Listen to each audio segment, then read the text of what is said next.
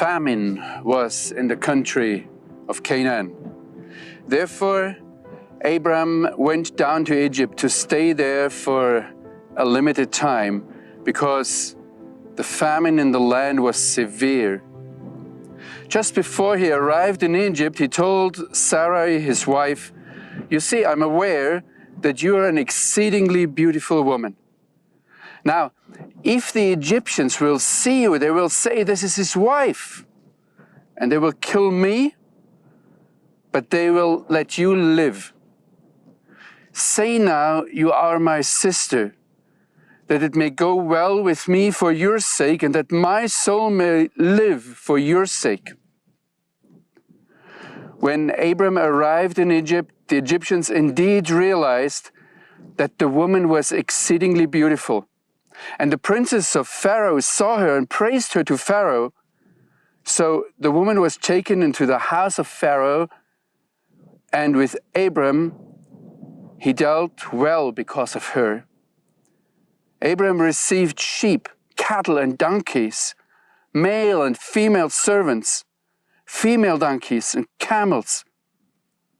But the Lord afflicted the Pharaoh with terrible plagues, and likewise his family, because of the issue with Sarai, Abram's wife. Therefore Pharaoh called Abram and said, "What have you done to me? Why did you not tell me that she is your wife? Why did you maintain she is my sister, and I took her as wife for myself? Look, here is your wife. Take her and leave." And Pharaoh ordered men concerning him, and they sent him his wife and all he had away.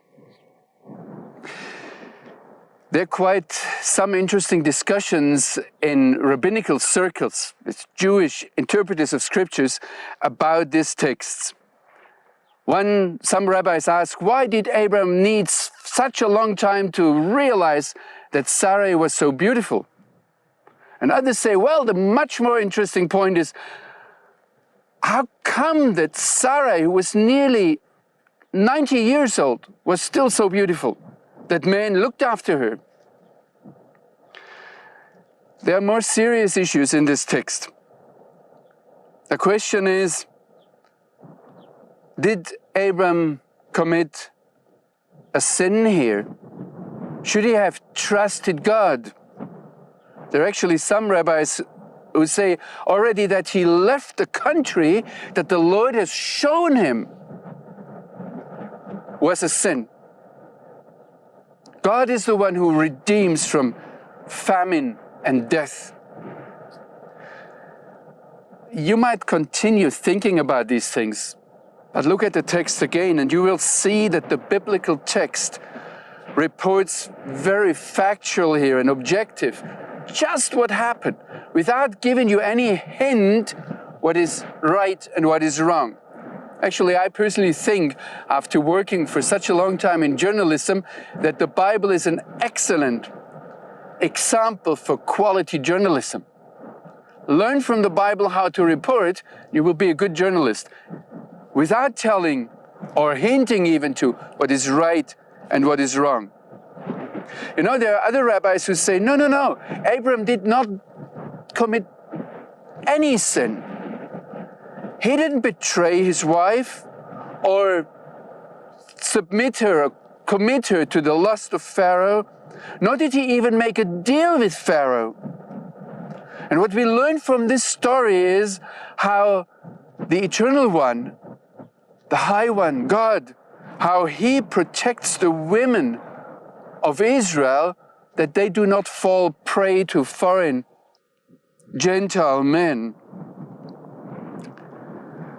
We might also conclude from this text that economic hardship indeed justifies leaving the country.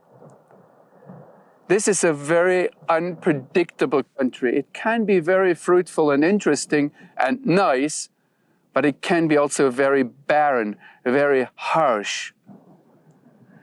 So we see Abram here in this text for a third reason as a migrant. The first reason was that he, together with his father Terah, had to leave Ur of the Chaldeans because of the confusion of the languages. And then the second time he had to leave Haran because God commanded him so. And now we see him here as an economic refugee. What is important, however, first of all, again, God writes into normal people's lives in this world. And secondly, all these kind of sidelines, whatever happens, none of them cancels God's promise for this land, and for nothing cancels the plan that God has with this land and with his people. It only stretches their faith, and it confirms that everything that happens here is not by people deserving something or earning something because they're good, but just because God gives it. And you know, that remained like that throughout the centuries. Whatever God did with his people, wherever he led them, nothing annihilated or canceled his promises, and nothing could prevent his dealings.